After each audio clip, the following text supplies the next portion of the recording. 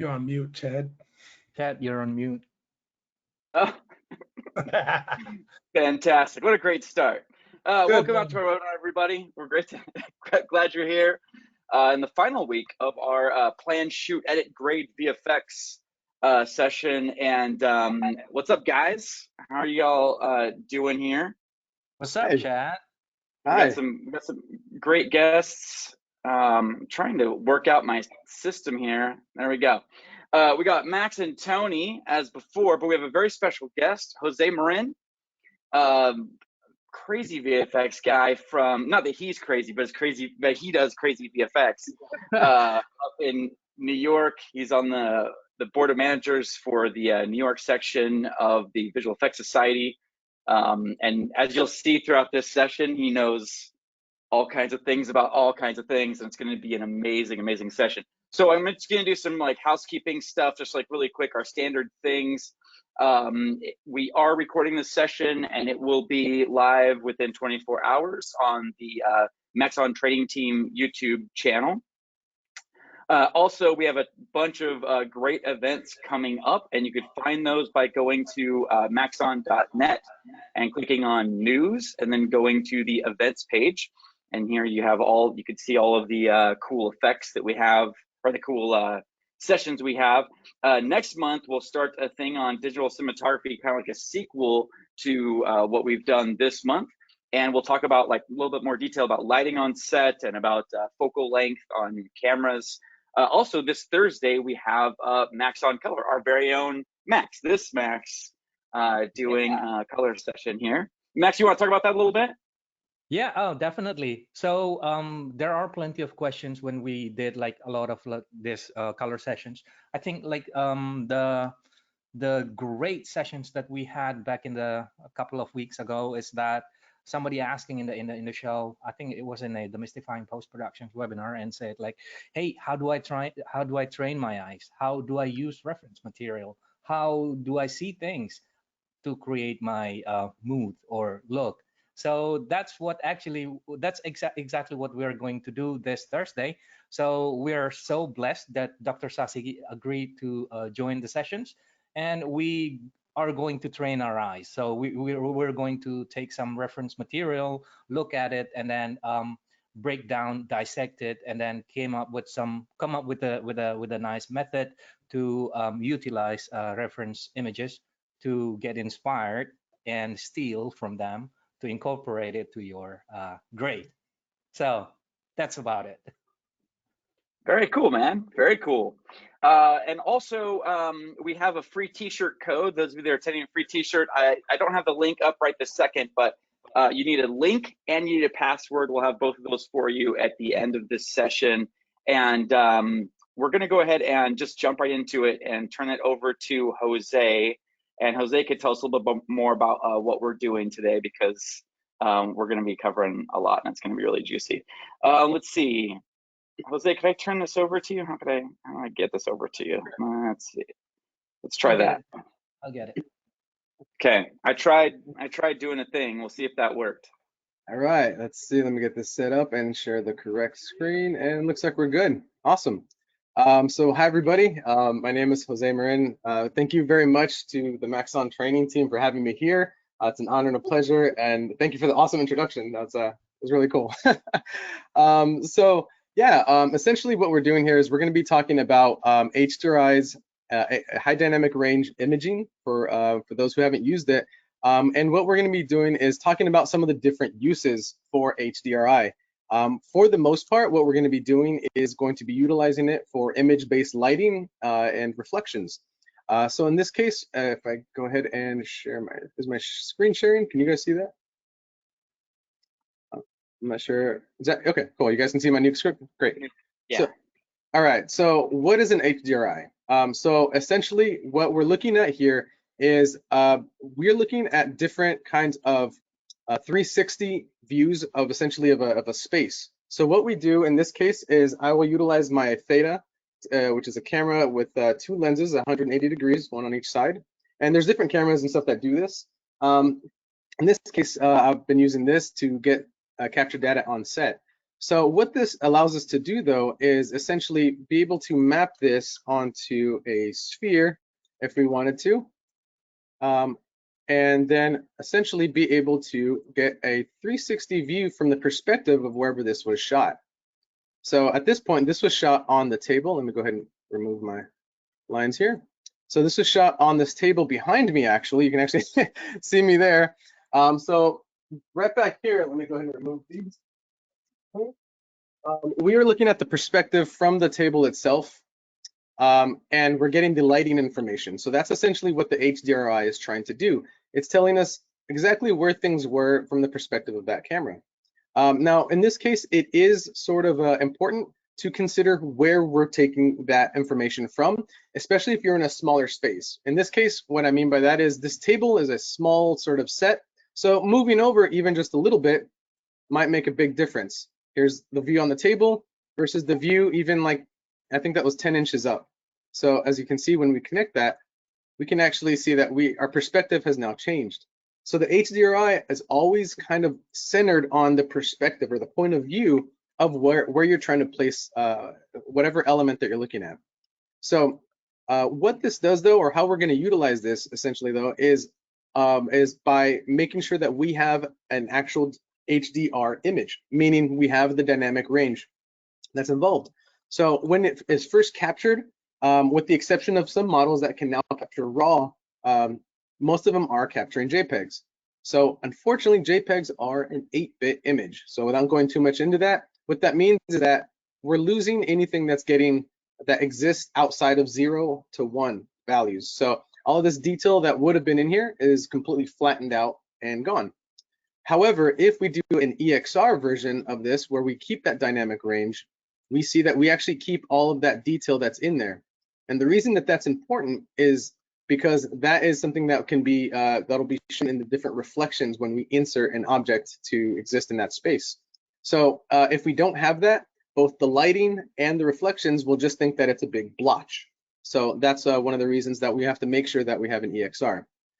In this case, with the Theta, there's a free plugin that I use. I believe it's called HDR to EXR, that you can literally plug in your camera into your computer, go to the website, and it asks you if you want to install it, and then set it to the button. And what it does is that it takes advantage of the camera's ability to take 3 bracket shots and its ability to set up 11 different bracketed exposures. And it takes 33 different JPEG exposures and converts them into a proper EXR with the proper exposure and everything else. So that's how we're able to generate an EXR from a camera that keeps all of that information, that high dynamic range.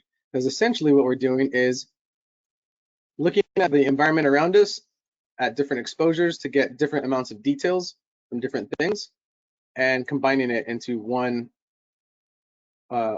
sort of file that has all that range of information and data properly. So first off, again, high dynamic range and the 360 view. Those are the 2 big things that really encompass or create an HDRI. Now, there are some best practices that we should follow. Ideally, really for anything that you want to use for reflections or lighting, 4,000 by 2,000 is usually about the minimum that I'd usually go. And typically, even if you go higher, you do want to try to stay at a 2-to-1 ratio. And again, that just comes from the math that's involved in mapping an image correctly onto a sphere. So it's just a 2-to-1 is what we're looking for. And then those are really the big things. If you are utilizing an HDRI for reflections, that would, again, be more of the minimum. However, if you are utilizing it for lighting, lighting is much, much more forgiving. So we can have lower resolution HDRIs if you need that, because you're just kind of getting an overall approximation of that lighting. With that we have, kind of covered what an HDRI is. Do you guys have any questions at this point in with regards to the HDRI itself? I have a question. Please. I always have questions. Okay. So when you're getting this, you get the thing back from the Theta, and is it a rectangular image? Yes, we get exactly what you see here, and that allows us to map it in a lot of several ways. there's a lot of spherical transformations that are available in different programs. Some of them might be something as similar or as simple as like converting a lat long into a cube map, for example. Or we could be doing something else where, for example, in this case, where we were taking the actual reflection just to test it, we were able to isolate it. And then once we crop that into its own thing, we're able to tell it, hey, this is a mirror ball, and I want you to flatten it out into a lat long. So we can go back and forth as we need to manipulate this, as long as it's within those sort of resolutions that allow us to land into those kind of spherical templates. So yep. So you don't have to like manually. It's called equirectangular, right? When you take a rectangular map and you like distort it so it fits around a sphere seamlessly. And Nuke does that automatically? I believe so. Yep. Any program, essentially in this case, because it's that 2-to-1 ratio, it will automatically map correctly onto the sphere. So it doesn't need to be anything specific or anything really other than that. What you might end up having if you have resolutions outside of that is you just might have colliding seams, where the seams don't line up where the texture meets back together, and that's just where that problem might need to be either painted out, or in order to make that correct, if there's an insistence on having that resolution for a particular reason, or just getting that resolution adjusted correctly. It's kind of like the requirements that you would take into, or the considerations taken into trying to make a tileable texture, for example. Those you want to take into mind where it meets and how it continues the image. Sweet, thanks, man. Awesome. Great.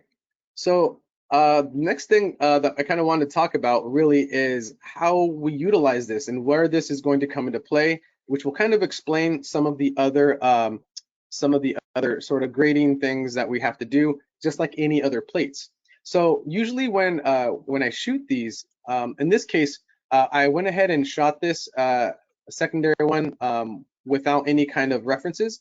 You know, I don't think I brought it in, but I did shoot just like any other plate. I would shoot these, as you can see, with my visual effects references. So the whole premise of this is that we are going to try to shoot this and do a color match with our color chart. And then what we're going to do is we are going to do the same thing. In this case, again, I didn't bring it in, forgot about it, but I did shoot a version here where I had that chart there. And let me see if did I bring that in over here? The color. Oh yeah, you know what? What I ended up doing is I ended up looking at my plate with my color chart. Sorry about that.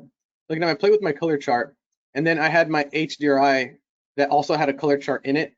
And what I did is I graded that in order to match the grade between my plate and my color chart. So now the surrounding environment is going to represent what the actual image looked like. Now they're in the same color space and everything else. What I'm able to do from there is simply re-render this out as an EXR to make sure that as a linear EXR to make sure I keep all my information. But now I have an actual graded EXR that I can now bring into Cinema 4D. And that way, the goal is to kind of thread a needle, if you will, between 3 points. You're going to have essentially the footage that you shot. You're going to have your HDRI, and you're going to have your CG, and they're all going to try to essentially match up with that color chart. Essentially, what we're going to be doing with the spheres, however, in this case, these are the spheres that we have here. They're here to inform essentially our direction of lighting with the gray matte ball and the reflection. So we can see where the lighting is coming from. As you can see here, we have perhaps a magenta light coming over here, and maybe a teal light coming from up top here, and we have this warm light coming from the back. So what we'd essentially do is we would recreate both of these things as simple objects in whatever 3D program we're using. This would be a 50% matte gray ball, and this would simply be a chrome sphere with no diffuse and all reflection. And what we would do is simply bring in whatever lighting we're using, whether it's a dome light or CG lights, and we would try to make our digital spheres look exactly the same as these. Once that's done, we know that our environment, our CG environment, more or less matches what our actual environment was during the time of filming. What we're going to be using the Chrome for, though, is to essentially, when we bring in the dome light, if we're utilizing the HDRI, is that there is a direction, there's a rotation that is affected by the position of the HDRI, and that just allows us to match that up. So I can actually demonstrate that here real quick, and let me show that. Let me bring this over. So can you guys see my Cinema 4D screen here? Yep. All right, great. Awesome. So what I have here is basically this is set up. I have two different dome lights that are set up here. One of them with my VFX plate and one of them with my footage plate. And I can go ahead and turn off the one with the footage and turn on the one with my VFX. And let's go ahead and do it. And the two different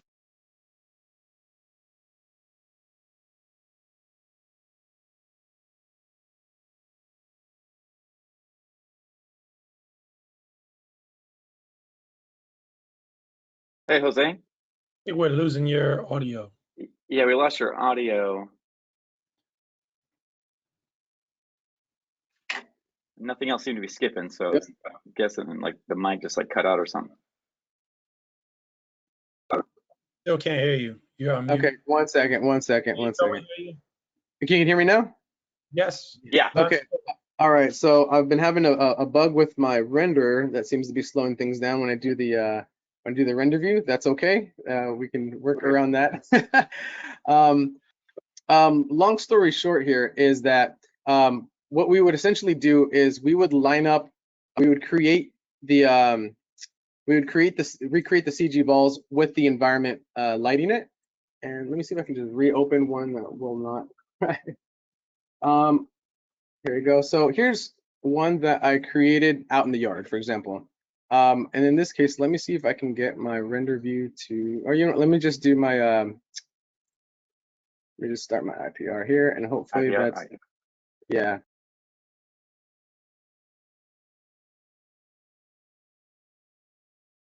Now we lost you again. Sorry. Sorry. You're tapping So your wrist. weird.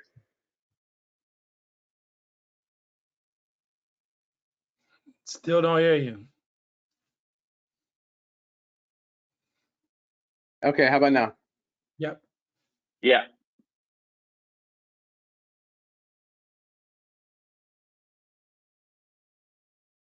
Nope. Don't hear you. You're out again. Sorry. Maybe you ought to close one of them, either C4D or Nuke. Yeah. Okay, how about now? Anything better? Yeah. You sound Okay, fine. I gotcha. Okay, all right. C4D is having some sort of issue right now. That's okay. I'll just stay off of that. But long story short is we're going to try to recreate that in our Cinema 4D file, and we would essentially recreate the lighting conditions and the direction of the HDRI. So what that will allow us to do is essentially shoot something that will essentially make it look like it's actually being shot there in that same kind of lighting conditions. So in this case, without going into Cinema 4D, one of the examples here that we did was actually add this 3D text in Cinema 4D. So in this case, what we did is the HDRI, we had to actually create a custom HDRI. In this case, we're solving a problem that is very common when working in production, which is that even if you might get the visual effects references to work with, there might not be the ability, or most commonly the time. That's really the big challenge for a visual effects supervisor, is to get into the time in between takes, between shots, or between setups as the camera crew is moving. Like I said, visual effects tends to be the new guy on set, while the teams tend to have been working together. So we try to work within the schedule that's already established. So in this case, one of the things that we had to do was, well, let's create a stock HDRI for this in order to light this. Since we didn't have one, what we ended up doing was creating one by analyzing exactly what we had to work with. So the first thing that we did, and this is my hats off to you guys, one of the great considerations with HDRIs. Remember I mentioned that perspective matters where you place the HDRIs, or excuse me, the light probes in this case. So what was done here is that the crew here went and shot right where our subject was going to be, which is fantastic. So we have lighting reference for that. Then the subject moved. As a precautionary measure, we just wanted to make sure that this lighting reference didn't really change, if at all, or very much, with regards to our subject changing positions. For example, if the subject was there and wearing a very brightly colored shirt or very highly saturated shirt, there could be some bounce light that we might have to account for. In this case, we're good with that. The next thing is, if we wanted to place anything in the background, well, as you can see here, it is a completely different lighting condition. If we compare the matte ball here to the matte ball here, you can see that it's absolutely different. So we would need to generate a completely different HDRI to account for that.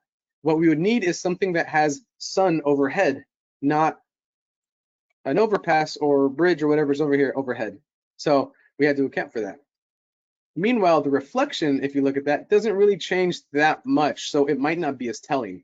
Once again, we're looking at it and we're getting some of the clues as to where the ground is, where our lighting sources are, and kind of what our surroundings are. So with that in mind, again, as I showed before, we're able to isolate that chrome ball and flatten it out to give us an idea of what we're kind of looking for as a ballpark. In this case, we have kind of some buildings. We have some two-tone lighting, if you will, or like a shadow and direct lighting. And yeah, it looks like that's what we have there. We have that mural that was very, very prominent as well. In this case, this is a very famous mural, so we wanted to make sure that we had that somewhere included in our reflections. Unfortunately, because there wasn't a 360 out there that existed of this particular alley with this mural, well, we'd have to make our own. What we ended up doing here is I went to a website called HDRI Haven, and here I can go ahead and show that to you guys. This is a great resource. This is actually now Polyhaven, as Polyhaven now includes, it used to be HDRI, textures, and models that were all on a separate website. These are all free. They're all, this whole website is run by donations. So a great place to go and get whatever you might be looking for your projects, to try some stuff out. In this case, I simply did a search here. I think I did a search for like alley. There we go, and I started finding things that maybe were in the right lighting conditions.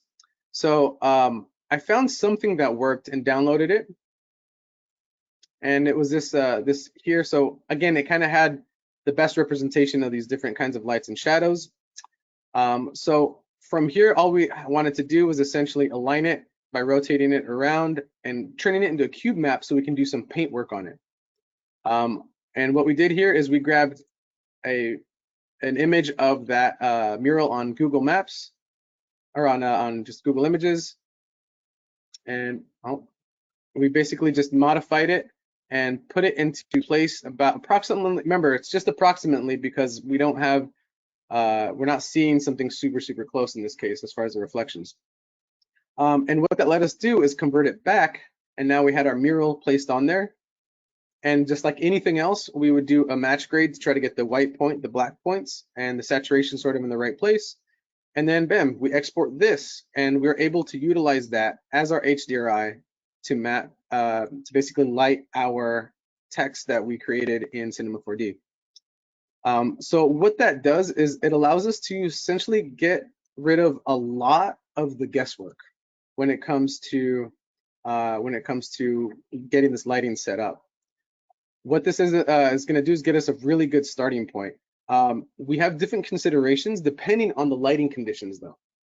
If we have direct lighting, strong direct lighting, the only time I've seen an HDRI work by itself as a direct lighting source is when you have the sun involved. Any other kind of direct lighting, so for example, that studio lighting that I was showing in that in here in this particular setup that I have behind me. Again, C4D crashed right now, but if I loaded it, we would see that when I set up the HDRI and everything else, the models that I brought in were all going to be dark. And it was so frustrating. And I was like, what am I doing wrong? Well, I realized that HDRIs, they only produce indirect lighting. That's it. So unless your indirect lighting is the sun, it's not going to be powerful enough to actually light it. So what you do at that point is you have your HDRI, and then you can utilize that to know where to place your CG lights and then that is going to allow you to then really dial in exactly the amount of light that was coming in from each direction, and get it to match your scene. When you're outdoor and you're in more diffuse light, especially in like a cloudy day, sometimes you can even shoot without an HDRI, just a straight JPEG, and it still looks fine because again, it's picking up just the bounced lighting. That's its main job. So before I go too much further, are there any questions for any of the stuff that I've covered so far? I got another question. Yeah, absolutely, please. So how essential is it? It seems like to me it would be like super essential to be able to capture the VFX stuff like the mirror ball and the matte ball and the color chips with the production camera. So like I've done like VFX supervision on like, you know, web series and like little like tiny amateur stuff. And so like I'll be in there with like my other camera, and sometimes I'll pick up data with like my like a still camera or just like a tiny like GoPro or something like that. But it seems like if you're going to actually do like matching of like the color, you would need the same like LUT and the same, you know, everything else with the VFX stuff, or is that not that important? No, I think that there's definitely a couple parts where it is important, but not necessarily 100% necessary. So where we can look at that is from the capture perspective. So it won't be as necessary as long as you have the information to be able to translate, you know, between color spaces on different cameras. So for or the different LUTs. So for example, if you know something's coming from a Sony camera versus a Canon camera, then you know, or Blackmagic, you'll know what the incoming LUT is going to be, and then you just have to make sure that you have your transform into the. In this case, we're going to be working in linear color space for just about everything. Now, in between those two steps, that's where this comes into play. And we're just like any other footage, we're basically just trying to get everything to match. We're trying to get our mids, our exposures, our saturations, all of that to match just like anything else. And in fact, I use the same tools that I use for my regular plates in Resolve to match my my HDRIs. And I think that should be not crashing my my GPU right now. So I think I can switch over into that. If I can, let's see, is my screen still sharing right now? Yeah. Okay, we'll see that. All right, so let me go over to my project manager here real quick. And so in this case, we go over here to this, to the what I shot here for these Zelda plates. This is just an ode to fandom because I thought, you know what, I have enough stuff that it made it look interesting. I didn't realize I had this much Zelda stuff. But what I was going to say is that essentially when we're going to be bringing this in is that we in this case I'm utilizing the timeline to set my my color space. Actually, you know what, that's in my project settings. Sorry, I'm having it use my project settings. So if I go to my project settings, if I go to my color management, and here, this is where I'm setting it to my input table to, I know in this case, I shot it on my Blackmagic Pocket 4K. So I'm able to set that as, so that it basically is, it converts it into linear, but displays Rec 709. So that looks correct on my monitor. But what I end up having to do is, in order to work in a linear color space, is I have to convert all of these into a linear, into linear color space. So all I do for that is once I bring this in and this looks the way that it's supposed to, essentially it knows that it's coming from the Blackmagic camera or Sony or the Canon, whatever it might be, and it knows that I want it to be in Rec 709 in this case, so that looks correct. So what I need to do in this point though is actually go to my LUTs and go to my VFX IO. And in this case, I would do either sRGB to linear or Rec 709 to linear. And what that's going to do is it's going to actually look dark because it's getting rid of that the display LUT that's making it look correct for us. In this case, this is going to go over to whatever program you're using, whether it's Cinema 4D or other 3D programs, or in this case, Nuke. And what's going to happen is that that's going to come over here, and that is going to look correct because in this case the EXR that we're reading in is then being it has a sRGB display being applied again, just like anything else. So this is, again, compensating for how these different programs work with a linear color space or working in any other given color space. But for the most part, that's really it with regards to bringing in your footage and getting that converted, is essentially setting your incoming LUTs if you know what camera it's supposed to be coming from. And then from there, we are simply on the serial changing it to a VFX LUT to make it go into linear. So whichever one of these you need to convert to linear, that's our goal, is just to get to linear, that's all. And that allows us to then see everything correctly. So let's switch back. Let's talk about when you're actually out there just shooting it and whatever resource. Like, Yes. I'll show some of the shots, and you can say, you know, what's right, what's wrong, what could be you know, used better. So let me just, Absolutely. I'll share my screen real quick. Sure thing. All right. And yep, there we go. Thank you. Okay. So in here, I just have a couple of these. Let me just take all this stuff out the way. Mhm. Okay. So there's a couple of things going on, right? So we shot HDRI, 4 HDRI with the balls and charts. Yep. Some of these are Sony, and some of these are Canon, and we shot for both cameras. And then, you know, like you saw earlier, shoot in the direct sunlight, right, and shoot outside of that sunlight. So some of these are, you know, and again, correct me if I'm wrong, you know, like any of this kind of stuff, you know, when I see before I even did it, when I saw other productions doing it, you know, they call for balls and charts. Yep. And then they just kind of like jam them in there, and you know, sometimes they just kind of flash it for, you know, even 3 seconds, and not even a full, you know, not even longer than like a 10-second take to, Absolutely. you know, so anything you can speak to on that? You really just need a still reference, right? Absolutely, yeah. You really need a still, but then therein lies, like, ironically, that's the key word, is still. And I think that's why there's that jump in, is because we're trying to reduce the amount of motion blur when it comes to the reflection, just to have reference. But the thing is that we want to make sure that we have an estimation of where the character is going to be. There might be situations in which the ball and chart are either put in one place, or they will actually try to walk through the, like, where that character, if it's going to be a character walking down the alley, for example, they might actually carry it all the way through so they can actually see how the reflections are moving and passing by. So as far as the chrome, it's all about getting as a reference for reflections. And as far as the matte, what we're doing is essentially trying to get the quality of the light. So that includes, so we're looking at the direction, we're looking at the temperature, and we're looking at the softness of the light is really the big thing that we're going to get from that matte ball readout. So yeah, definitely being able to jump in super fast, getting that quickly, and then getting it out of the way. As I mentioned before, usually the visual effects supervisor is working in between the schedule of the other departments on set. So sometimes there isn't a chance, and we really do have to run through set. And we as visual effects artists as a whole tend to do the most with what little we get, if you will. That's good.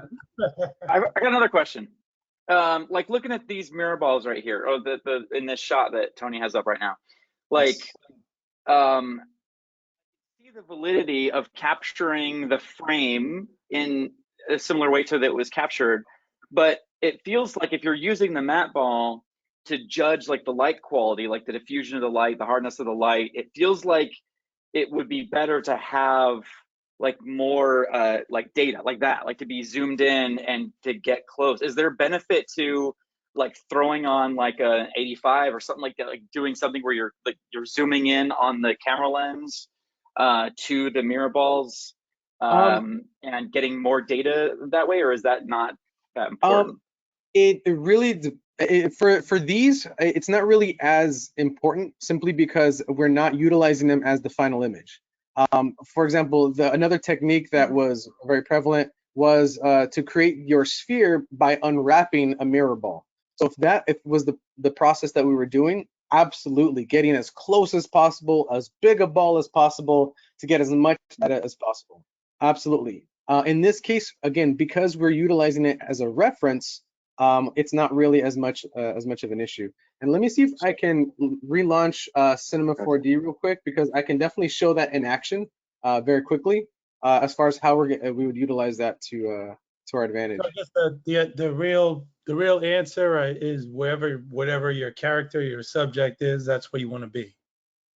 Yes. Now, as far as the camera, though, there are some things that where you can't do that. So, for example, if I was going to be shooting a car, right, and if my camera was in a position where I couldn't put the ball like right in the middle of the car because I want the exterior lights, for example, what I would probably do at that point is I would put the ball on top, or where the, I'm sorry, not the ball. I would probably shoot from a higher angle, if you will, if I needed to, so that I get whatever coverage that I need on the ball, if you will. So to see more of the top of the roof, I might do that, because remember, it's not driving any kind of lighting. It's I'm sorry.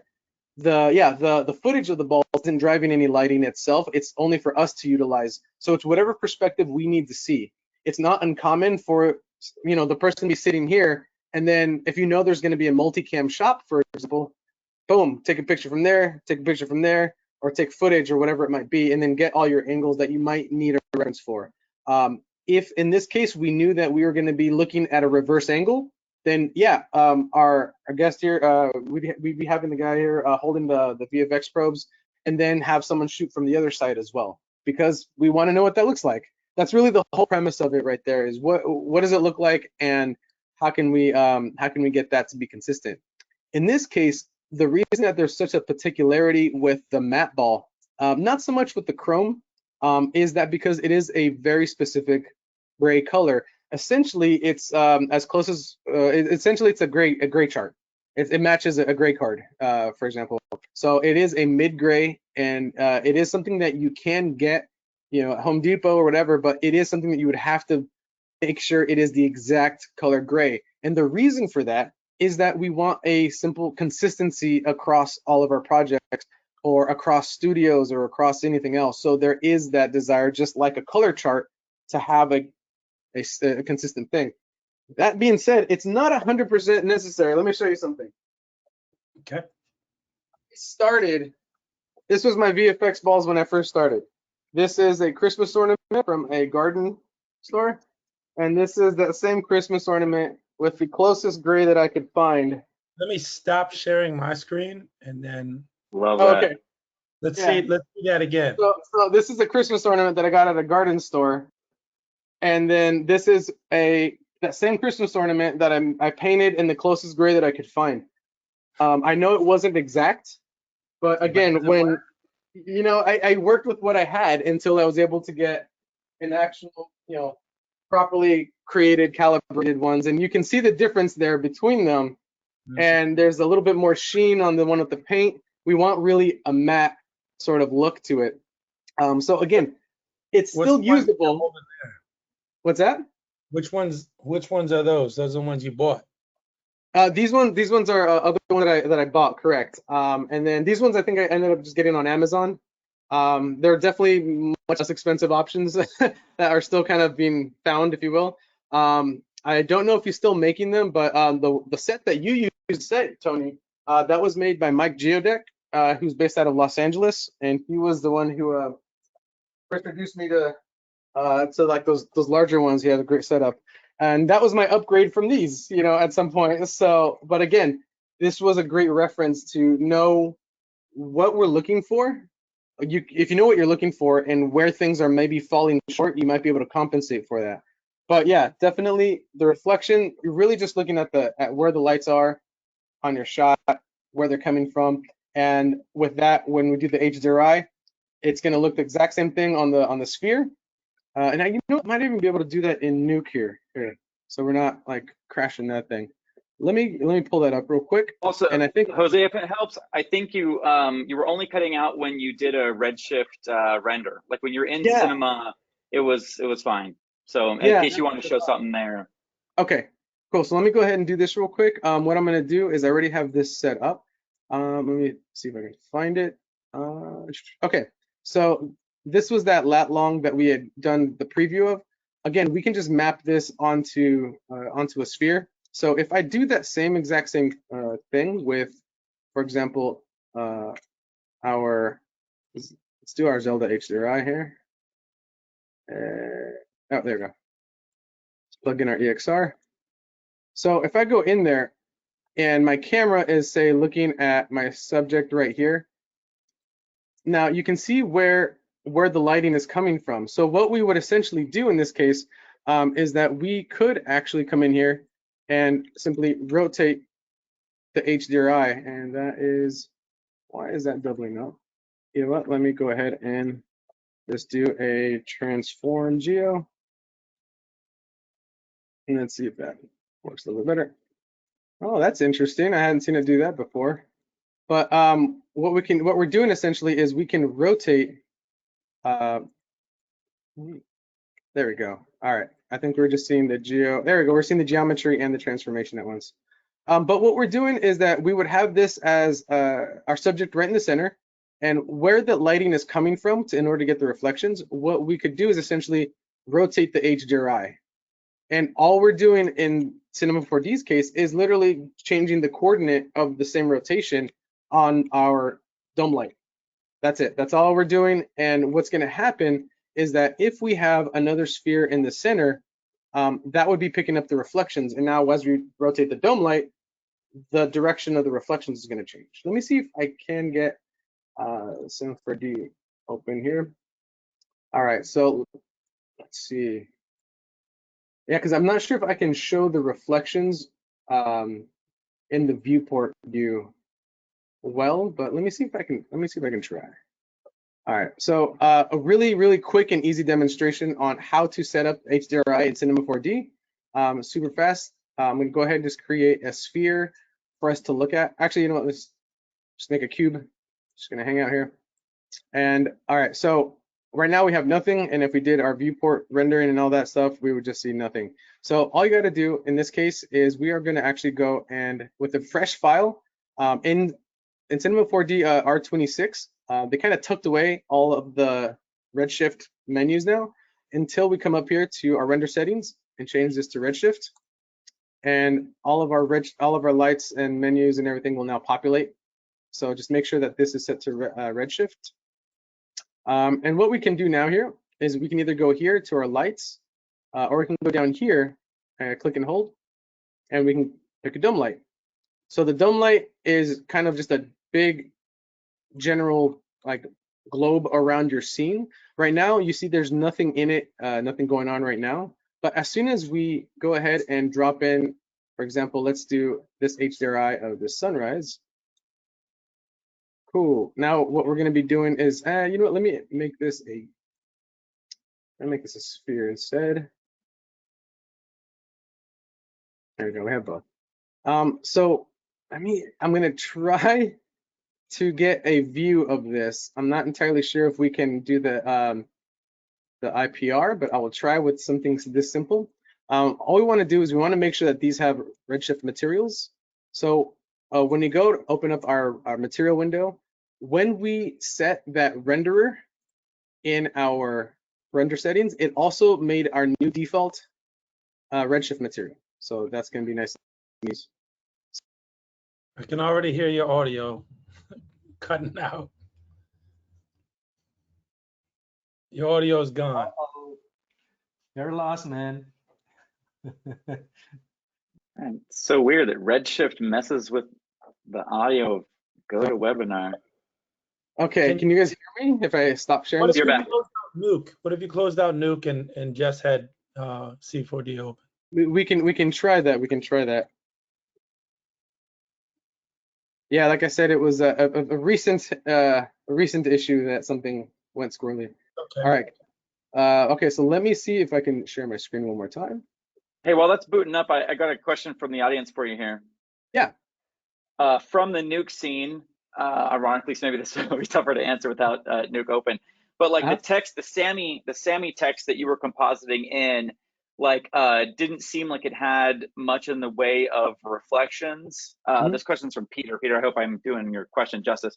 But why go through all the trouble of like painting the HDRI and getting like the reference images from Google and building that whole thing if your Sammy text doesn't have very much reflection anyway? That's a good question. And ironically, even if there's a small amount of reflection, there's still reflection unless you have a completely matte object and you set the weight of the reflection to 0, then it will always contribute in one way, shape, or form.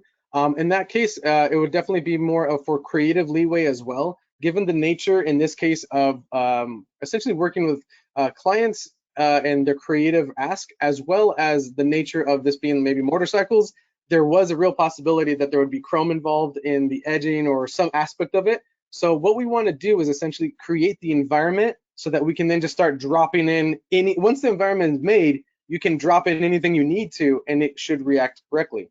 The whole premise is that we want to make sure that just like our physical light probes, that these are consistent. So when you do a CG version and they're at 50% gray and 0 diffuse on your chrome ball, everything, like once that's set in there, those should look exactly the same and match, so that once those are good, you know that anything else you drop, if there's an issue, it pertains to that object or that material or something like that.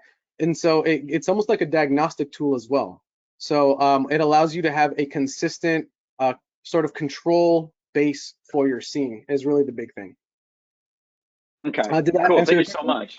Yeah. Okay. I think cool. so. Yeah. I mean, that's my version of that question. Hopefully, Peter's happy with that. But yeah. So I could picture myself cutting corners in this way, where like if we're doing just that shot, maybe like for titles, we just have that one title and we just have those titles going in. I could picture myself being like, I'm just going to use the data on the mirror balls and just like hack it and get kind of close. But if I'm compositing a bunch of elements in that scene and we're going to be keep going back to that shot, then I could picture myself doing all the effort of going through and making sure like the scene is right, and I could adjust stuff all the time.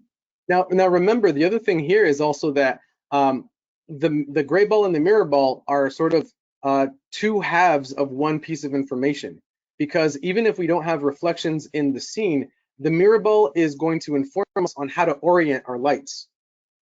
That's the other reason that we have that, and make sure that that's set up, because even if we have a completely matte ball, in this case we had almost a matte text, it wasn't very much reflection on it, we still had to make sure that the lighting was set up to be in to show up in the same direction. So man, I really wish I could figure out what's crashing this thing, because I can show that very clearly.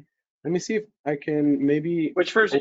If you're using R26, you could potentially go into preferences, your Cinema 4D preferences, and change it to Redshift CPU, so it's not using the GPU.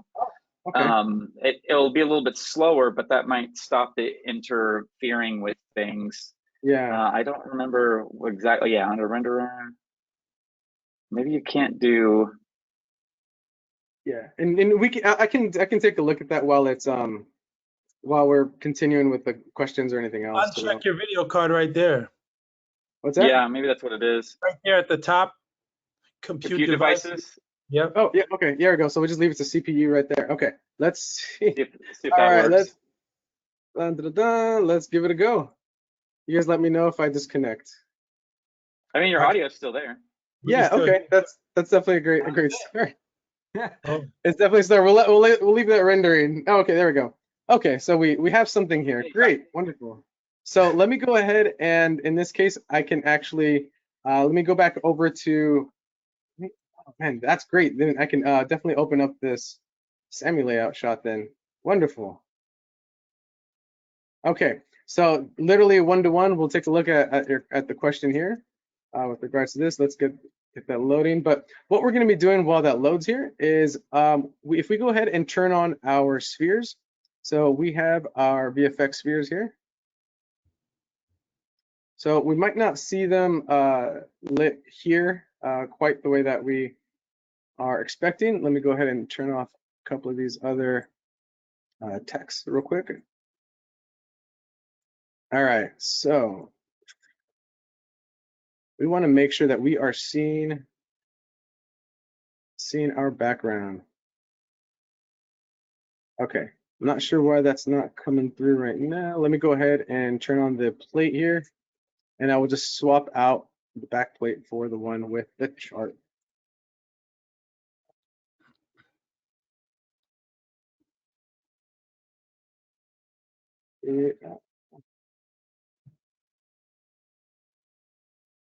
I'm impressed. Like, you're going through your system so fast, man. It looks like this is like we're watching like the fast motion sped up version.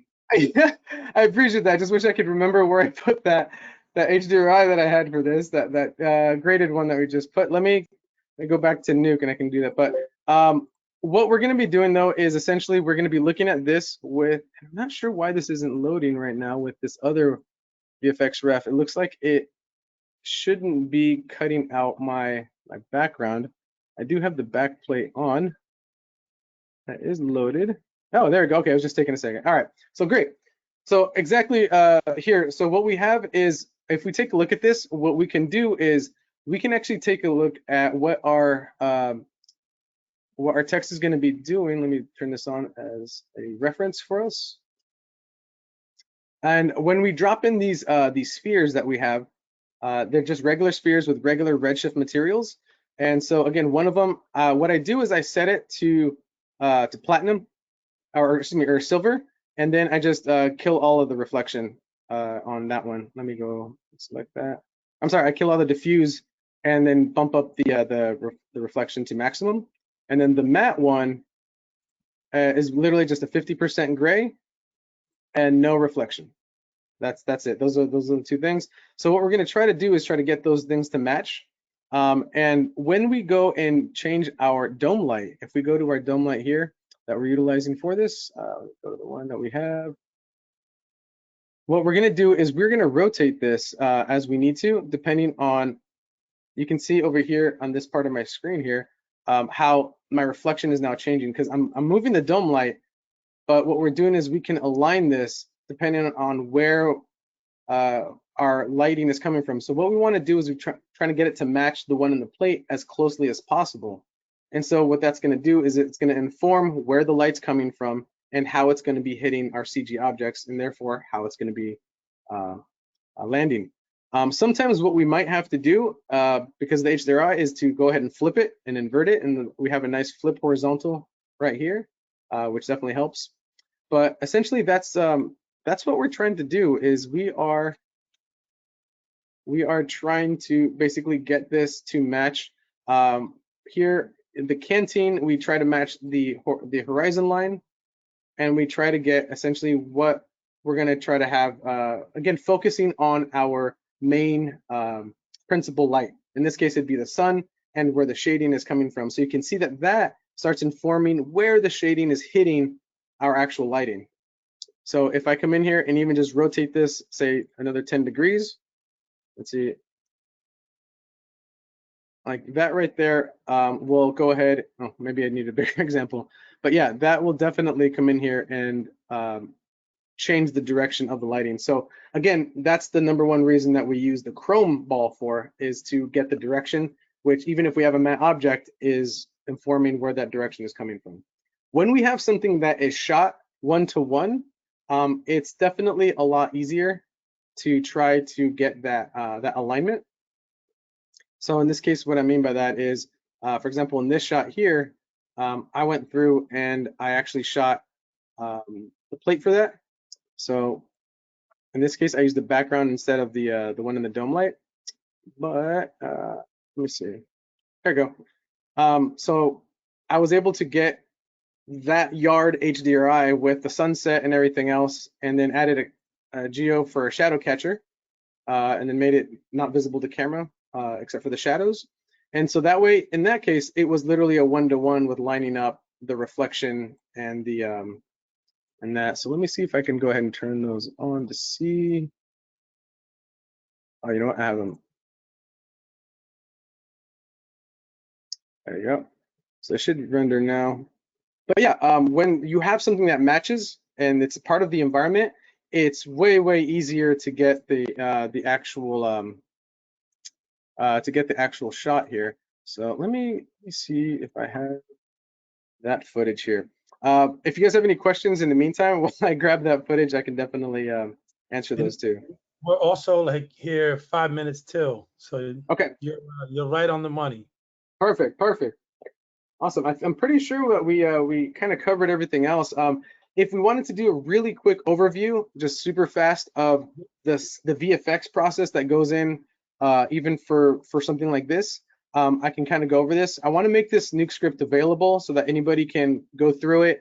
I've basically made backgrounds and notes, basically my frame of my thought process, so everybody understands the visual effects process. And you guys will be free to check this out. So the very first thing that I wanted to just show is that starting with the plate, the very basic beats of what we need to do in visual effects is analyze our lens distortion to flatten it out. So now that we flatten that out, what we want to do is we want to note the new resolution. The reason is that this now goes to the CG artist or department, and that is what their export is going to be. It's not going to be your plate footage. The reason for that is that when you go and bring in your footage, what you're going to do is, as part of the process, is going to be to redistort.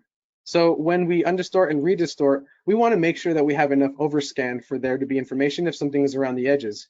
So we just want to make sure that the render is coming out as the undistorted plate size. From there, in this case, we did a quick camera track so that we had a camera in order to be able to export that camera into Cinema 4D. We simply can do that as an alembic or as a FBX. In this case, with a right geo node, which again, you just tell it where to go and what things you want to export. Pretty simple. And in that case, I was able to import that into Cinema 4D and then use that in my scene. We went over the HDRI R Prep for a custom HDRI, so I won't go too far into that. Again, that's when we have to analyze it, see what we need out of the shot, and then creating exactly that. Now, as far as the CG compositing part of this, these are the basic beats of exactly what every CG compositing should probably have. This is regardless of the program, and this is pretty much, we start with our plate, and we need our denoise plate. We always want to work on a denoise plate or have it available, if not to work on, at least so that we have something to be able to do a comparison to analyze our, to create a grain match from. Next thing is we have, nice and simple, we have our CG that's been rendered out at our undistorted resolution. We do a basic grade. Again, no, this isn't even creative. This is simply matching black point and essentially, yeah, black point and white point, midpoints, that kind of thing. Your basic considerations for anything that you want to have integrated, as including saturation. If you didn't have anything with a bokeh or defocus inside of your 3D program, you want to definitely make sure that you match the focus. Sometimes it's literally just a pixel or two, but really the big thing is that CG tends to be perfect, and that's rarely the case. So I want to add that on. Last couple things we do is, again, redistort our image to make sure that it fits, and especially if we have a panning or trucking shot, the things around the edges are going to distort properly and fit the shot. Very last thing we do is add our grain. So any kind of CG, the big selling point here is going to be our grain. Right now this looks crazy because I unpremultiplied, which just means I took the effect out of the alpha channel and then cut it back out after I applied my grain. You can take a look here. It's super subtle, but ironically, when the eye sees that is missing, even if it's not a trained person, it will pick up that is CG. So these are, like I said, the most important things. And then we just put it on top of our footage. When we've taken all these other considerations into account, the resolution, our grain, and our camera track, and our lens distortion, we literally just drop it over and you should be good. Everything is good, everything is fine, and you render from there. The other things that I wanted to kind of talk about is that we in compositing do have the ability to not only work on the original plate, but we can also set this up to essentially do a LUT preview. So if we knew what the grade was going to be, say editorial had a grade, they can send us their LUT, And now what we can do is, as we're color correcting or dialing in our visual effects, we can see what the editor is going to see. We can see essentially, unless there's an update, and then at that point, it's about communication and making sure we each have the information that we need. We can do a preview. This is only for reference purposes and quality control. We do not render that out. We always send the neutral graded plate in return to the in regards to the what we actually deliver. Typically, what we deliver back to editorial is an EXR sequence that's just neutral graded with nothing else but our visual effects and the plate. And then we often is the request is to render out an MOV that might have the color baked in, or they may just want an MOV for the quick editorial. Usually those things are delivered in tandem, and that is essentially the beginning to end in the most basic beats for a CG compositing and prep. Wow. Wow. That's so amazing, Jose. Are you going to make a zip of this? What's that? You said you can make this downloadable. We can make this available on the YouTube clip. Yeah, I'll provide any of the footage that's there, and I'll make it relative paths, so that if you have Nuke, or if you don't have Nuke, you can always grab a copy of Nuke non-commercial, and you should just be able to open that just fine as well. And that's free. Also, in the chat, I put a couple of the links, like for Polyhaven, FX Balls, and the free plugin from Theta. And that's for the HDRI to EXR. Awesome. Thanks, Tony. Yeah, and again, if anybody wants to reach out, I can always put my contact info in the chat as well. I'd be happy to. All right. I got a couple more questions, follow-up questions. Sorry. Number one, a quick question. Like, what flavor of so you have the composite QuickTime movie that you send to editorial. Like, yes. What flavor these days of QuickTime are you using? Because there's still like that weird gamma thing with ProRes, right? I don't know if that's like all QuickTime files or just ProRes, but like especially now with like ACES and how everyone's just kind of like more color savvy these days. Like, are you still using ProRes, or what are you sending to editorial there? That is completely on a project-to-project basis. It's really what editorial prefers. So we're trying to send back whatever editorial is using. Sometimes that has led us into some weird instances where we either need to get like an obscure codec, or we need to get like our basic color pipeline to somehow work with an obscure codec. But for the majority of the time, I want to say the most that I've been using recently is probably Avid DNX HD and sometimes DNX HR. But sometimes, again, ProRes isn't necessarily off the table. It's really whatever is being requested by editorial. Okay. And then the other thing is like, can you tell me a little bit about the color workflow going from, like, it's okay if we go over. I need to know. I think it's important to talk about the like, what do you do with, like, let's say you're working with Max, and Max did the color, well, just like this thing. So like Max did the color for this, and then you're doing the VFX. So can you talk a little bit about like that process and what you would ask Max for VFX? Because I've graded on a bunch of stuff. I've had things where like they wanted me to grade in log, and the color was going to fix it, and then it just ended up being like really bad. So I think the most, if I may, I think the most common one is like probably me and the director, or in this case Tony, will do some test shot, and then after that I'll do like trying the fidelity of the image, and then try to create several different LUTs to be used on the shooting, and then to be used for preview, and then also to be used for VFX preview. And then this LUT will then be distributed to the director or the DOP in this case to preview or to expose the clip correctly with the preview LUT. And then after that, the same LUT will also be distributed to the VFX.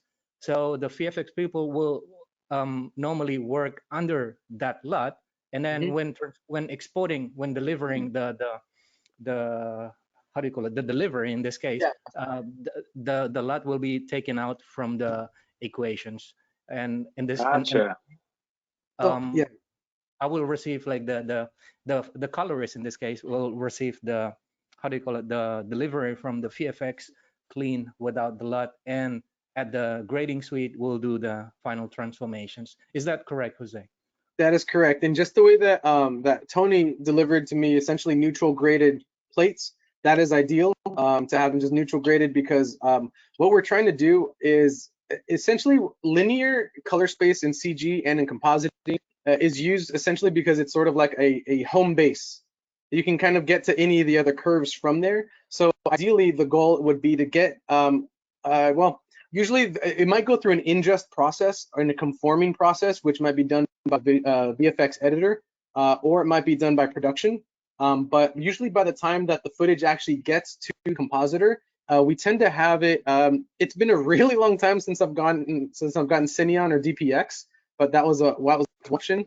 And lately it's been almost exclusively EXRs, obviously for the float point and the high dynamic range, as well as being really based in linear pretty easily. So by the time it gets to us as visual effects, it's usually all linear EXRs, and then we just export out linear EXRs.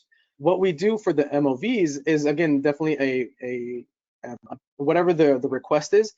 So what we're trying to do usually in visual effects for that MOV is sort of reverse engineer whatever it took the colorist to get it back to a neutral grade. And what I mean by that is we're working with the neutral grade. So sometimes we might get a CDL for a shot or an episode, but there might be a cube file for the show overall. So we might be stacking color transforms, and so we need to communicate with the VFX editor or the colorist what that order of operations is in order to basically stay on the same page. So not that there's one way to do it. It's, hey, what did you do? It's like algebra. What did you do? I need to do the same thing on my side in reverse, and we just talk about it and share files. Really, in this case with Nuke, let me go see if I can share my screen again. We would have, let's see, it's thinking about showing. Can you guys see my Nuke screen? Yes. Okay, great.